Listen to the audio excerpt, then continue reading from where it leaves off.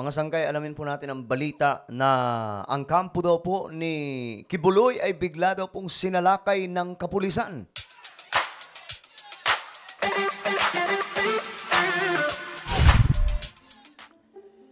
Hello, what's up mga sangkay? This is me, Sangkay Janjan. I'm back. Magandang oras po sa lahat ng mga kababayan po natin, sa lahat po ng mga solid sangkay na narito ngayon.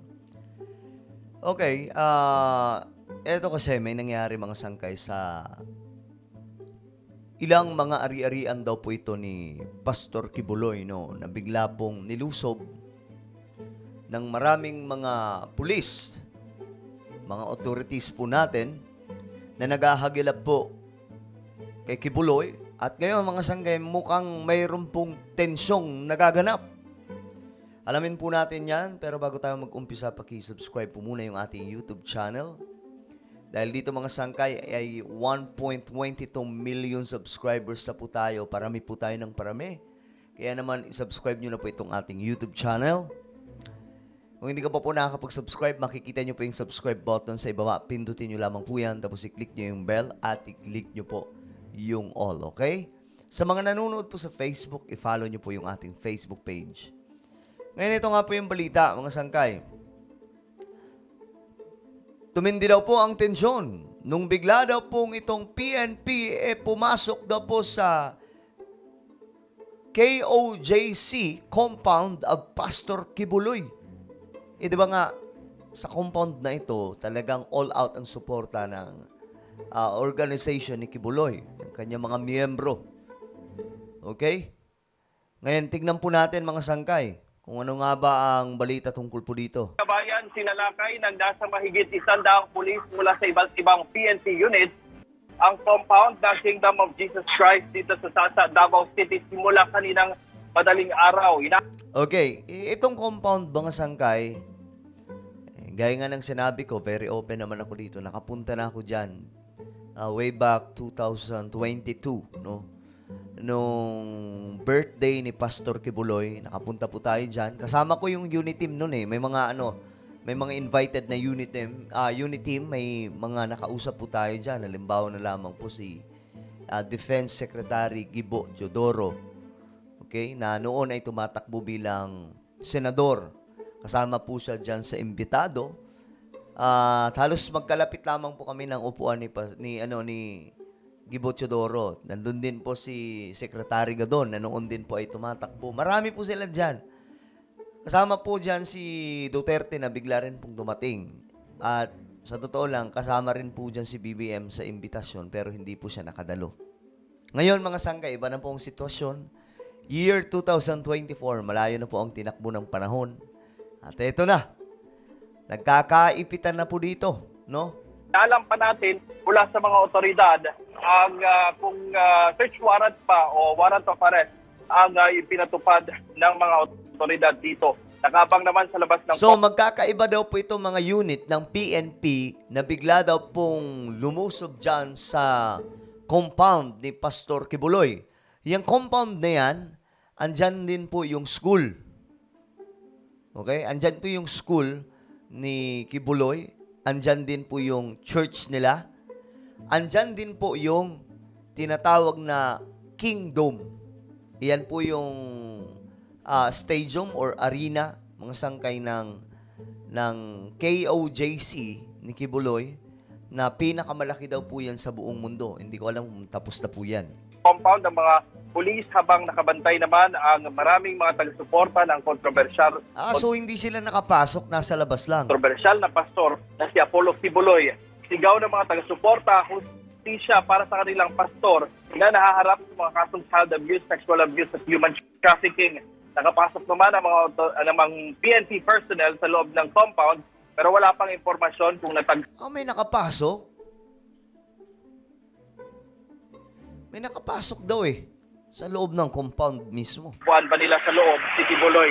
May nakita naman tayong 3 chopper ng PNP na dumating sa KOJC compound kanina. Ngayon ay hindi pa nagbibigay ng pahayag ang mga otoridad. Grabe, ang dami naman mga pulis, no? Ano ba mayroon? Bakit sobrang dami naman? Ang legal counsel ng KOJC kaugnay sa nangyayari dito. May mga dumating din umano na mga operatiba sa iba-iba pang mga ari-arian ni Kibuloy tulad na lamang ng Prayer Mountain at sa mga ari-arian nito sa Island Garden City of Samar sa Davao. Grabe. O parang ano to all out na paghahanap kay Pastor Kibuloy ng otoridad. May helicopter pa po, mga sangkay. Del Norte. Kabayan? Saan yan sa Davao, Hernel? At anong oras pinasok ng mga polis? Yan po yan. Yan po yung malapit sa, pagkakaalam ko, malapit po yan doon sa airport ng Davao. Nakalap nating impormasyon ay bandang alas 4 ng madaling araw daw sumugod itong mga pulis dito sa... Okay. 4 a.m. So, hindi nga talaga nakabantay. Nabigla na lamang po lahat ng nasa loob. Kasi sa compound na yan, marami pong nakatira dyan na mga miyembro po ni Pastor Kibuloy. Kingdom of Jesus Christ compound sa Davao City. Ito yung property ni Kibuloy, yung main office talaga ng Kingdom of Jesus Christ na nasa tabi lang ng Davao International Airport. Yun nga, sinabi po natin kanina. Maraming salamat si Hernel Tokmo. Follow up po sa raid ng PNP sa Kingdom of Jesus Christ compound sa Davao City. Thank you, Hernel. Okay. Ngayon, tignan pa natin itong iba pang report, pero ito mga sangkay, yan po yung ginagawa nila ngayon.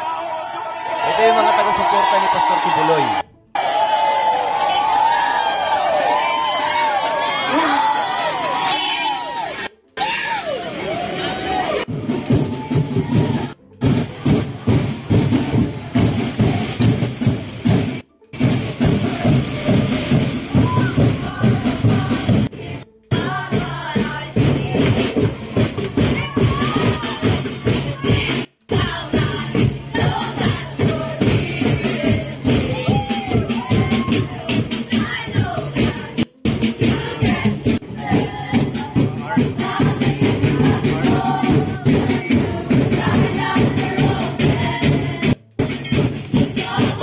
Para sila ng gano'n, nagpe-praise and worship sila mga sangkay habang nandyan yung mga pulis.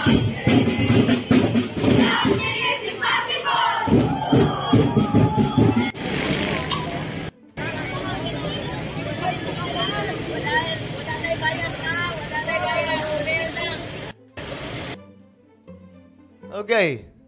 So ito pa mga sangkay, ito yung balita mula sa TV5.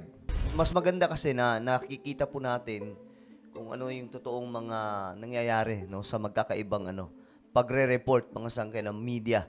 Sinalakay ng Philippine National Police at Criminal Investigation and Detection Group ang ilang property ni Pastor Apollo Kibuloy sa Davao City ngayong umaga.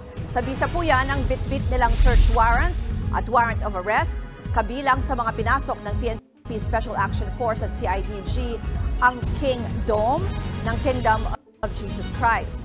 Habang nangyayari ang search operations, nagtipon-tipon na sa entrada ng Kingdom ang mga taga-suporta ng pastor. Nalughog din nila ang Glory Mountain at Prayer Mountain na posibleng pinagtataguan ng pastor. Pero hanggang ngayon ay hindi pa rin nila natutunton si Pastor Apollo Kibuloy. Tinuturing ng pugante ang pastor na nahaharap sa mga kasong sexual at child abuse sa bansa. Wanted din sa Amerika si Kibuloy na sangkot umano sa human trafficking. Nauna nang tinanggi ng kampo ng pastor ang mga paratang. Para naman sa iba pang detalye sa kasong yan, tumutok lang dito. Okay, so yan po ang nangyayari ngayon. May papel pong hawak yung otoridad mga sangkay kung bakit po nagsipuntahan yung mga yan. Pero sobrang dami, tingnan nyo naman. Kung titingnan nyo dito sa part na to, sobrang dami po nila, yan May chopper pa. Ayan Ayan Kala mo, batalyon Ay nako. So ano pong inyong opinion tungkol po dito? Ano sa tingin nyo itong nangyayari ngayon doon sa kampo ni Kibuloy? Sa tingin nyo, tama itong ginagawa ngayon, mga sangkay ng mga kapulisan? At ano sa tingin nyo? Gusto nyo na bang makita si Pastor Kibuloy? I-comment nyo po sa ibaba ang inyong mga opinion. Meron po akong isang YouTube channel. Ito po isang kay Janjan Daily. Hanapin nyo po ito sa YouTube. Nag-upload po ako dito ng mga vlogs na mga ginagawa po natin sa buhay. para mas lalo nyo po ako makilala, okay? I-click nyo po yung subscribe, i-click ang bell, at i-click nyo po yung all. Ako na po yung magpapaalam. Mag-iingat pong lahat. God bless everyone.